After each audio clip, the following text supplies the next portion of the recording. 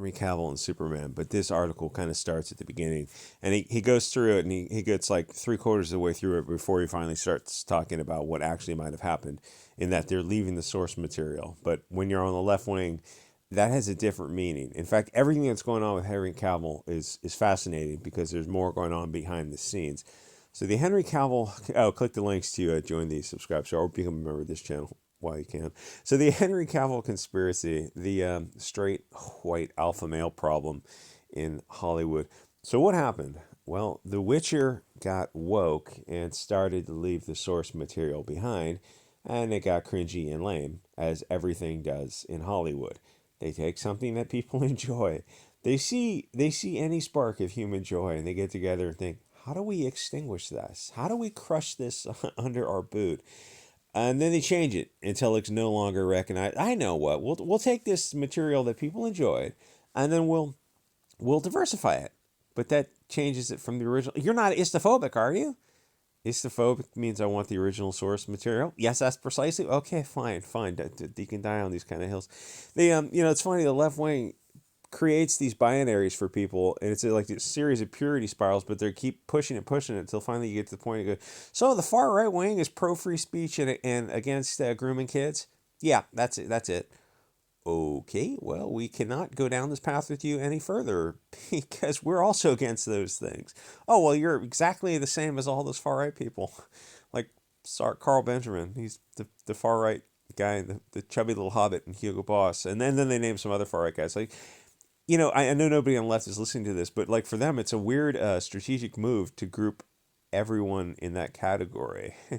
Think about that.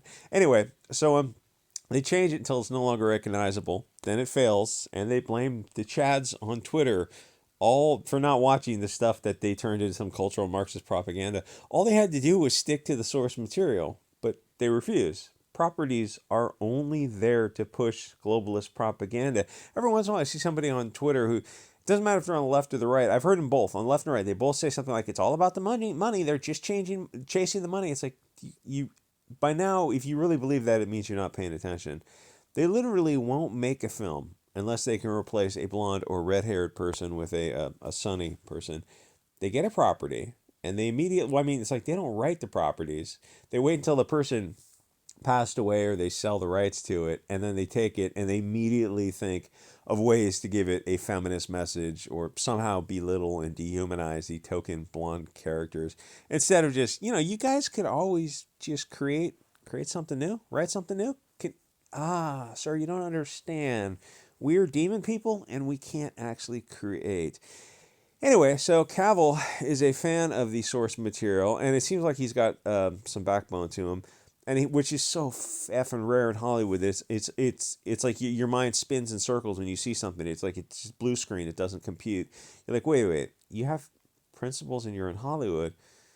It's you probably shouldn't have gotten in Hollywood. But the thing is, he got into Hollywood. It's like even in 10 years, I would say at a time when it was different, it's like you realize like the difference has been in 10 years, or the window has shifted so fast, so far.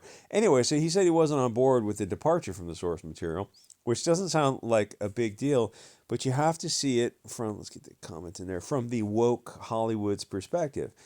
Departing from the source material is the globalist agenda. Anyone who countersignals that is sending a message that they're not on board woke, but woke is the direction Hollywood is going.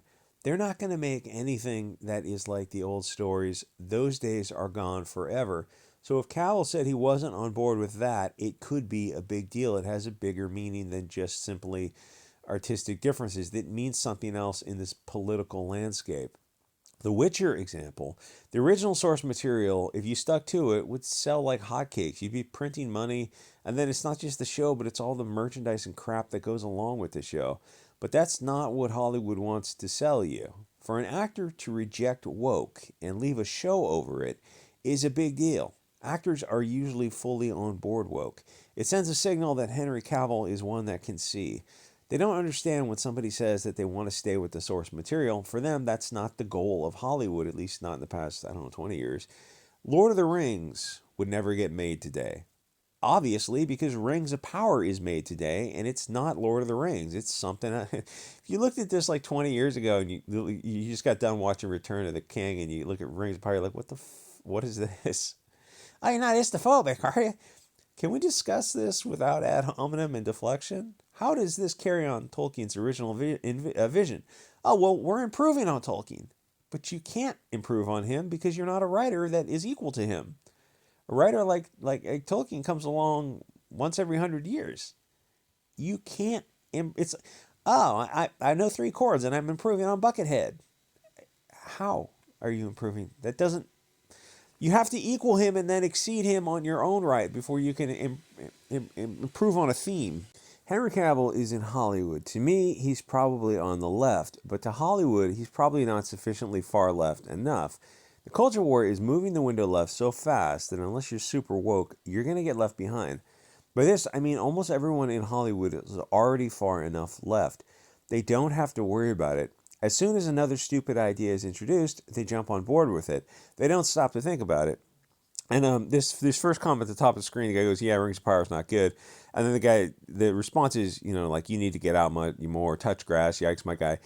If they didn't have ad hominem and deflection, they wouldn't have a response. And you go, "Oh, so you watch the show?" "Oh, well, no, I don't watch the show, but you're istophobic for saying you don't watch it."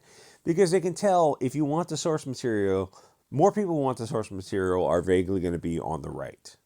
It's like how you can take a group of 1,000 people and go, okay, put a line down the middle and separate people you think are on the right and think people you think are on the left, and then you ask them afterwards how they identify. It's like you're going to be mostly able to identify people just based on looks alone. Isn't that fascinating? Like, it's really true. It's really true. You look at the different groups, and I'm talking about large generalities. Just you're going to have good-looking people on both sides and unattractive, obese people on both sides also. But the big picture, yeah, you can correctly predict. It's like, oh, maybe we should improve society so we don't have obese people. So we have happy, healthy. That's that's fashionableness. I health and fitness. It wasn't that long ago. I guess it was Reagan with Schwarzenegger's thing in the '80s, the Council of Health and Fitness. It's like it wasn't that long ago that people were like health and fitness was a thing, and now we have Tess Holliday as a model. And like, this is the new picture. She's on the cover of like Health magazine or something. Like, you may not like it, but this is what peak performance looks like. I don't think it is. I'm not saying you got to be jacked out of your mind on roids and growth hormone, but there's a middle line. It's like, you can. What if we encourage people to eat less? Like, it seems like we've gone off in a weird direction. Anyway, usually with Hollywood actors, if you've seen Zoolander with what's his face. Whenever there's a stupid idea, they just jump on board with it. They don't stop to think about it. Henry Cavill has a little bit of a different vibe. I want to compare him to Carl Benjamin, where he seems a little bit slower because he has to actually stop and think about his decisions. They're not just behaving like a herd of deer or something. Herd behavior is way more so on the left wing, where the right wing is just endless, pointless infighting over just the stupidest, pointless things that they stop and waste their time infighting over. But left wing is generally herd behavior. To even stop and think about anything that the left wing herd is on board with means that you're signaling that you're not part of the plantation. So my point is, leaving The Witcher was a big deal, and I wonder if it had consequences with carrying on as Superman. You have a guy who was made to play Superman. Maybe the writing set him up a bit too serious, where in comparison to the original 78 version was a better combination of humor. And you talk about movies that era: 77 Star Wars, 78 or 79 Star Trek, and Superman came out. Like 3 just fun, silly, campy films. It was a good time to be a kid, or at least within like 10 years of that, where you could go back and watch it on VHS tapes. So the original Christopher Reeve's Superman was a better combination because it had humor and it camp, but it also took itself seriously, which was due to the lead actor was a real actor. When he needed to turn serious, he could turn serious and remind you that, like, give you that willing suspension of disbelief. And I gotta say, I liked all 4 movies. I didn't, even the Golden Globus low budget production, mainly because the lead actor took himself so seriously.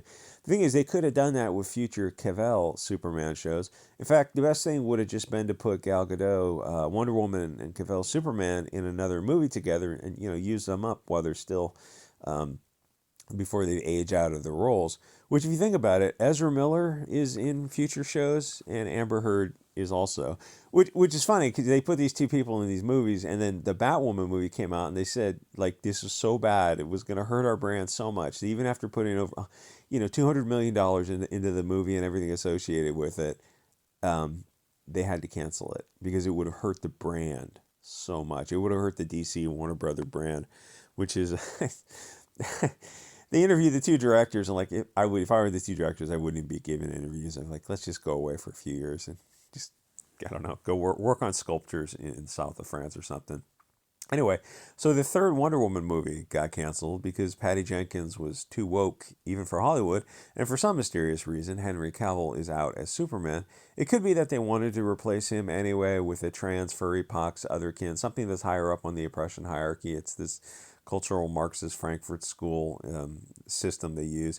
But it also could be that he's not woke enough for Hollywood. He doesn't do much on social media, which in Hollywood terms is a bad sign. They expect constant virtue signaling and kowtowing to tell the puppet masters that you're a happy slave.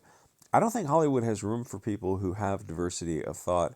They pressured Taylor Swift to take sides, but the Bolsheviks said she was misusing her platform by not taking a side, specifically their side, because if she took the right of center side, then her manager would cancel her, as would her label and her banks and everyone else. If you're in the public sphere and not an avowed left-winger, then you're going to be destroyed by angry activists.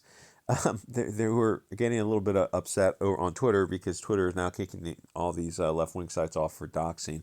Where before you could report them, nothing happens. Now, if you report left-wing sites for doxing or for harassment, they're actually getting kicked off. So it's a new platform. We're going to go to Mastodon and other websites. Okay, knock yourself out.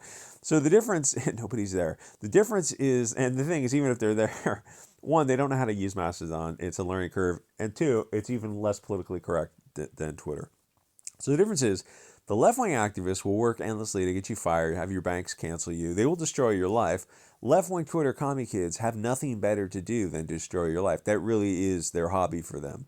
Where people on the right are not as likely to do it, and they don't have the platforms because of social media and media are controlled by the left. So my conspiracy theory is that Henry Cavill, as a straight Euro Chad male and non-woke, is not the message Hollywood wants to push. Anyway, like, comment, subscribe. I'll see you guys on the next episode. Yes? No?